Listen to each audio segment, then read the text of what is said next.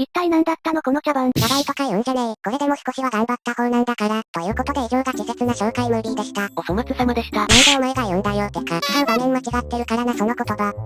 はい、気持ち切り替えまして、ベルビーです。ゆっくりレイムです。ゆっくりマリサだぜ。ゆっくりオウムです。ゆっくりアキューです。皆さんお久しぶりですね。約1ヶ月ぶりの動画投稿となります。まあでも1ヶ月間、このワールドと動画をずっと作っていた。そういうわけではなくてですね。ただサボってただけです。はい、なんかすみません。せっかくチャンネル登録者数が5000人突破したっていうのに。まあ、とにかくおめでとうございますと言っておきます。いや言い方よ。今回はタイトルにもある通りですね。世界的に人気の FPS、Apex Legends のマップであるキングスキャニオンの一部エリア、ザ・ケージをマインクラフトで再現してみたという動画になります。ここからはその作ったマップを軽く紹介していきますよっと。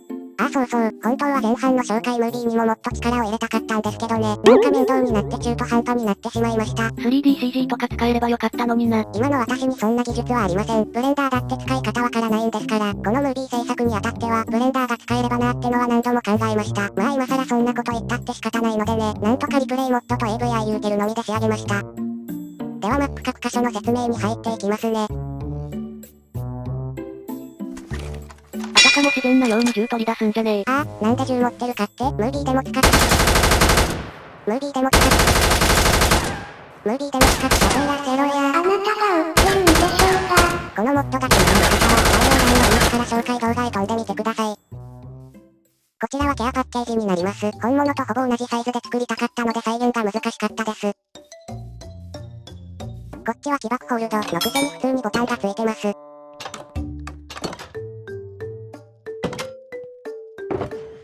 今回、中身はいろいろな武器を入れておきました。アイテム名がいちいちうざいな。それでは外周部分に入っていきます。こういった建造物は複数回もの現地調査を重ねて寸法を調整しました。もちろんランクまで。バカかよ。さすがに半分冗談ですけどね。じゃあ半分は、ランクまでたまたまザ・ケージに寄った時、味方に迷惑がかからない程度にこっそり撮影してました。やっぱりやってんじゃねえかこいつ。建造物は結構こだわって作った分、地形に関しては割とガバガバだなんてとても言えないですけどね。各所にある蛍光灯はエンドロットやシーランタンに置き換えています。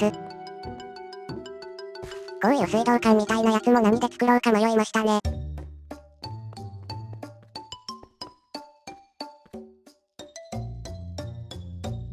反対側も行ってみましょう。まあ構造はさっきとあまり変わらないですね。そうそう、この再現マップは色重視ではなく素材重視で作られています。そのため本物のザ・ケージは、建造物のフレームが錆びた金属でできていますが、ここでは鉄ブロックをメインにしています。あえて茶色いブロックは使っていないということです。だから全体的に白っぽい色合いなんだね。エーペックスではこういった穴はよじ登れますけど、バニラのマイクラだとどうしても無理ですね。モッドでも入れない限りできませんね。回収はこんなもんです。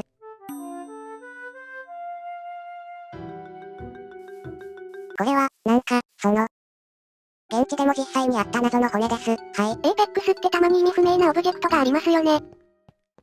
ちゃんとサプライボックスも完備してあります。それでは中央の塔の内部に入っていきます。1階はこんな感じ。現地より体感的に少し広めですかね。内部にある四角いオブジェはカボチャで表現しました。2階に行く前に周りをぐるっと一周してきましょうか。外観になります。表面の凹凸まで再現しましたが、マイクラだと1ブロックがでかすぎるのであまり細かいところまではできませんでした。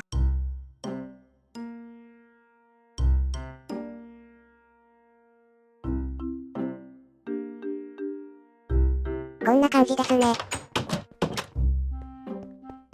続いて2階です。結構暗めなんだね。そうね、必要以上に明かりを置いてないからね。蛍光灯とかの位置や個数まで現地と一緒のはずだし。ここのはしごもちゃんとあります。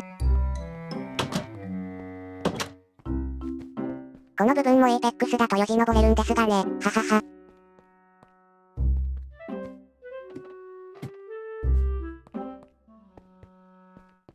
この裏の変な模様も頑張って作りました。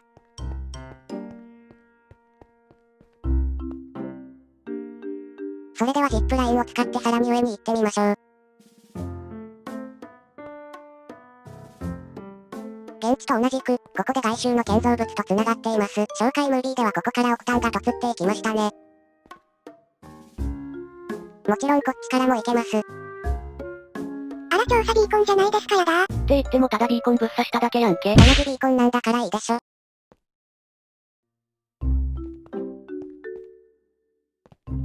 こっちから入ります。内部になります。ここには柱が4本ありますけど、この柱だけなぜか中心からの位置がずれてるんですよね。私の設計ミスなどではなく、現地でもそうなっているのでそのまま再現することにしました。壁に書いてある数字もちゃんと作りました。おそらく回数を表しているのでしょう。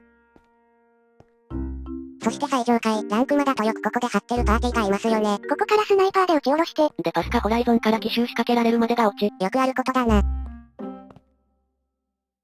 バナーです。クリプト君大歓喜。プレイヤーレベル10とかでダブハン爪痕つけてると殴りたくなる。チーターかサブアカですねはい。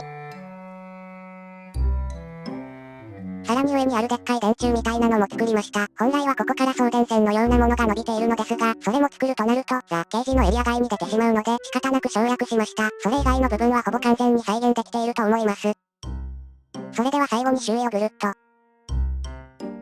このワールドはご要望があれば配布したいと考えております。マルチプレイの甲状腺などに使えるんじゃないでしょうか。その時は建造物にはしごなどをご自由に追加してください。さっきも見たけどバニラじゃ登れないところがあるもんね。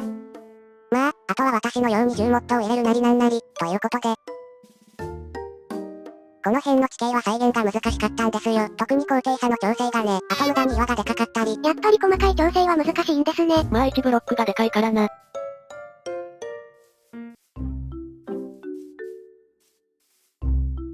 それでもこういったところはちゃんと登れるようにしてあります。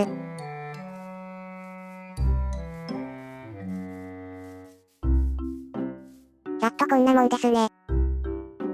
そういえばこのワールドってスーパーフラットですよね。そうだね。周りに池やら草木やらあるってことは結構 Y 座標を高く設定したんですね。まあ特に理由はないけど、でも今考えると別に Y 座標の低い普通のスーパーフラットの方が良かったかなって、池とか木の排除が面倒だったし、だから配布する時が来たら外部ツールでも使ってこのエリアだけ別のワールドに転送します。ではこの辺でご視聴ありがとうございました。普段はマイクラやエーペックスの動画を投稿しています。興味を持ってくださったらそちらもご覧くださいな。それじゃあ、せーの。ビックルマー。